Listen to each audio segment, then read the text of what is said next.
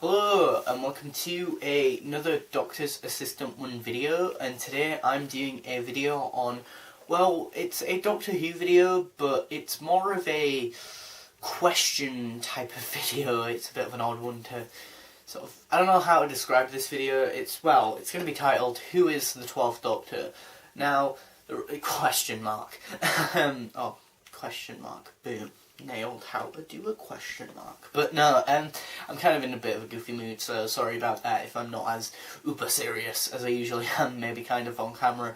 And also sorry if I'm a bit manic in the way that I'm presenting said video today now in this sort of video, because I'm a bit in a goofy mood basically, and usually I'm more serious in front of the camera. But yeah, I watched the Who Addicts reviews, or the Who Addicts do a video. Matthew over there did a video titled "Is the 12th Doctor the worst Doctor of the modern series?" And it got me thinking.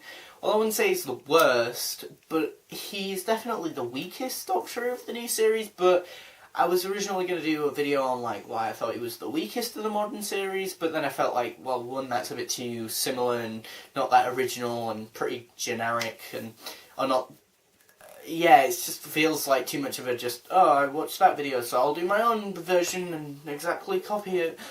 But I think what I've been mulling over recently, especially after, say, the return of Dr. Mysterio, I feel like, the biggest question that I have on my mind a lot in terms of Doctor Who currently, in terms of the character of the 12th Doctor, is who is the 12th Doctor? Because it's a big question for any Doctor, who is the 4th Doctor? Well, I would say he's a mad, eccentric, but sometimes dark, intense, brooding, humorously funny, and definitely complex Doctor, easily. He's got a lot of layers to him, I think, the 4th Doctor, and that's why I think he's so well received and beloved, I think, amongst a lot of fans, really, because he's got a lot of layers. Don't get me wrong, so does Paul McGann, so does the 3rd Doctor, the 2nd Doctor, 7, 9. Okay, maybe 9 doesn't have as many layers, but still, he is still beloved by a lot of fans. But with the 12th Doctor, who is the 12th Doctor?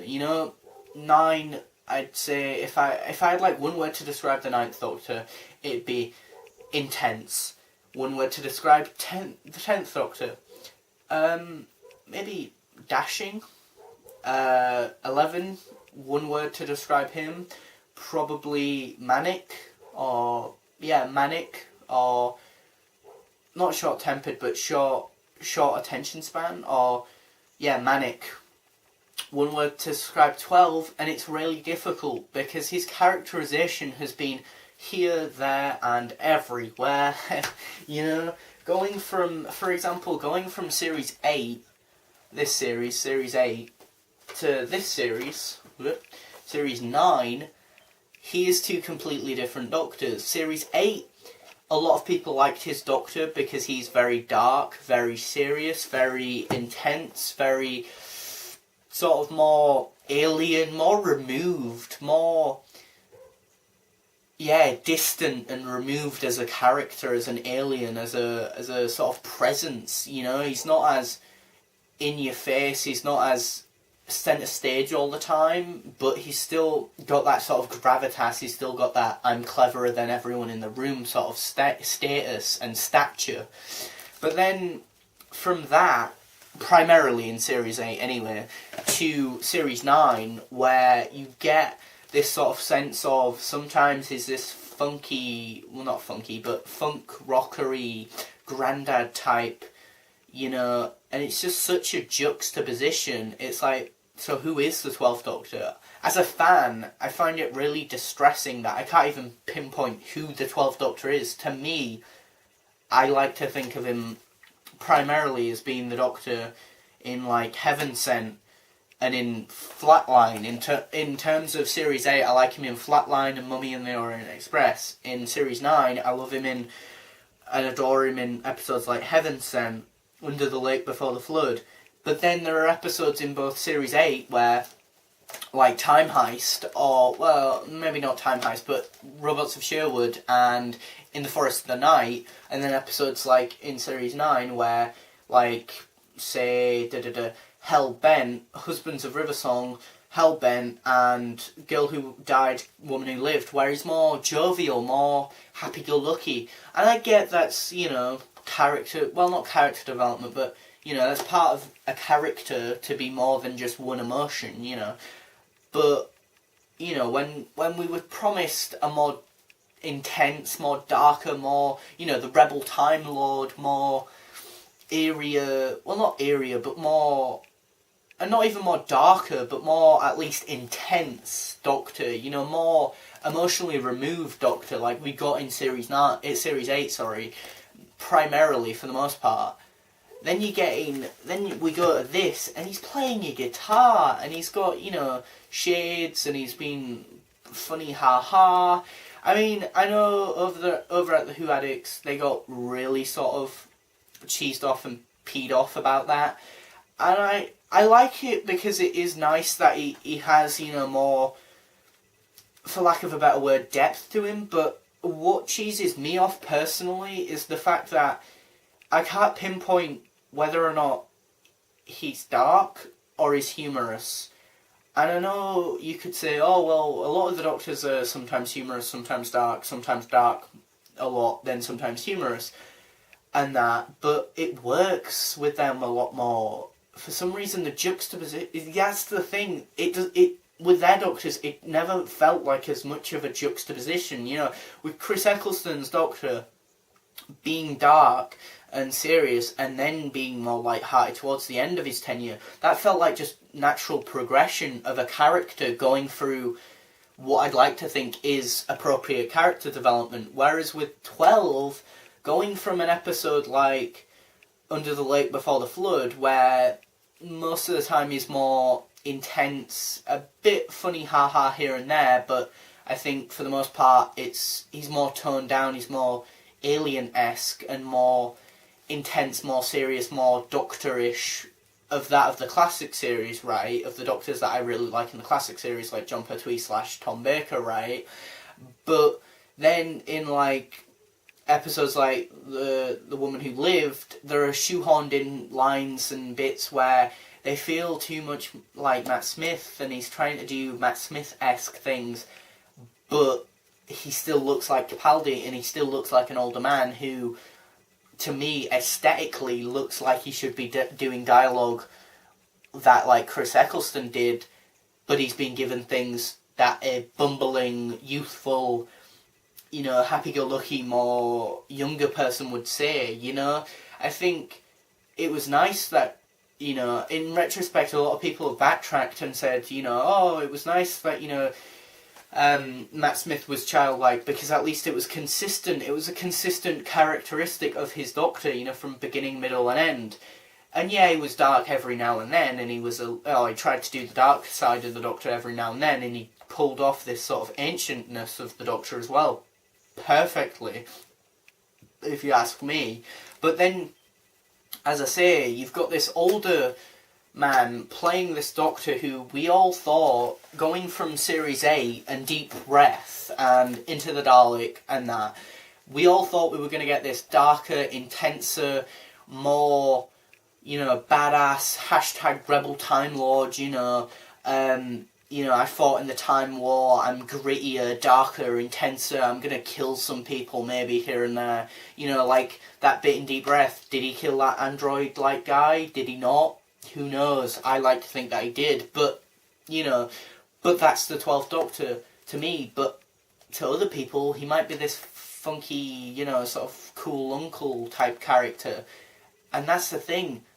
Who is the 12th Doctor? Is he this dark character that I like in, you know, Flatline, who's, you know, alien-like and emotionally distant and, you know, removed from the situation almost, and more Time Lord-esque and more scientifical like that of Jon Pertwee? Or is he more the 12th Doctor that we see in, you know, Husbands of Riversong and in Series 9, where he's cool and he's hip and he's down with the kids? Is he that? Or is he or is he this? You know, the contrast between his Doctor in just Series 8 and Series 9 is pretty outstandingly polarised, you know. It's like, here's this dark, eerie, well, not eerie, but darker and intenser, more alien Doctor. Here's this more down-to-earth, more jovial, funny ha-ha Doctor. Take your pick. He might be that for some people, but he might be that for some other people. So which is he? Is he this, or is he that? Is he dark and intense and alien, or is he more funny ha-ha, or what, you know? You know, yeah, again, a lot of other Doctors, again, have had both of these characteristics, and that gelled well with their Doctor, but for me, the 12th Doctor should either be this or that. He shouldn't be a mixture of the two, because for some reason, for me, it's not working, because, again, I'm going to episodes like, as I say, Flatline, loving his Doctor, and then going to an episode like In the Forest of the Night, a few episodes later, or maybe the next episode, I can't remember, but nonetheless, in that same series, then he's acting differently. He's acting more Matt Smith-esque, and I don't feel like that fits his Doctor, and how I perceive his Doctor in my head, you know, and who I think the 12th Doctor should be. But then, again, that might be just me. Some people might want him, see who the 12th Doctor is, or perceive the 12th Doctor and who they want him to be as this funny ha-ha Doctor. So who is the 12th Doctor? I don't know, because the writers haven't written him consistently. And I don't think the writers even know who he is, the 12th Doctor. I don't think there was enough planning behind who the 12th Doctor should be, or what he should be like, before they cast Capaldi, which is a shame. Because then you go to the comic books as well, like the Time comic books, and there, he's written, you know, more intensely, he's more alien, he's more removed from, like, Clara, and he's more alien, and he's more along the lines of Series 8, you know?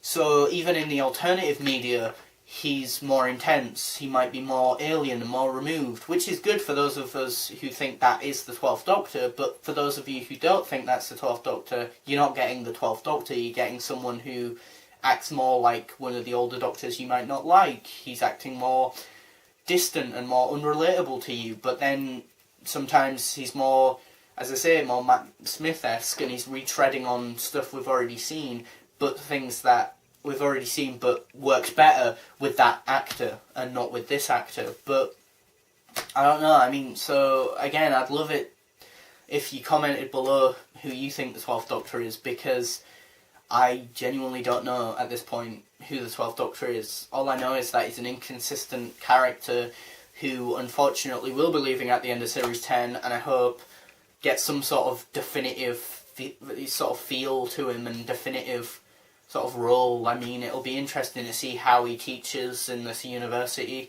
as the Series 10 trailer sort of showed, and that, but genuinely, I don't know who the 12th Doctor is. Again, I can't think of just a word to describe him, because he's been so different from episode to episode, never mind Series 8 to Series 9, or from Series 8 to one of the comic books, like the Titan comics are all, you know.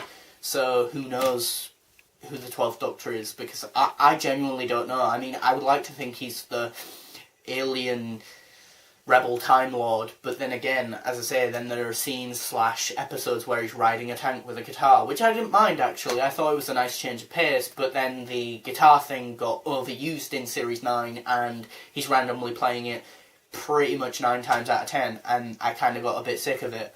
But yeah, please do comment below who you think 12th Doctor is as a character, how you would describe him, how you would recommend him to a friend, you know, how you perceive who he is as a character, you know, because again, I genuinely don't think he's been written in a consistent way where I can definitively say, this is the 12th Doctor, that's my problem. And as a fan of the show, that's pretty problematic, I think. But yeah, so please do comment below who you think the 12th Doctor is, and yeah, thanks for watching, comment, rate and subscribe.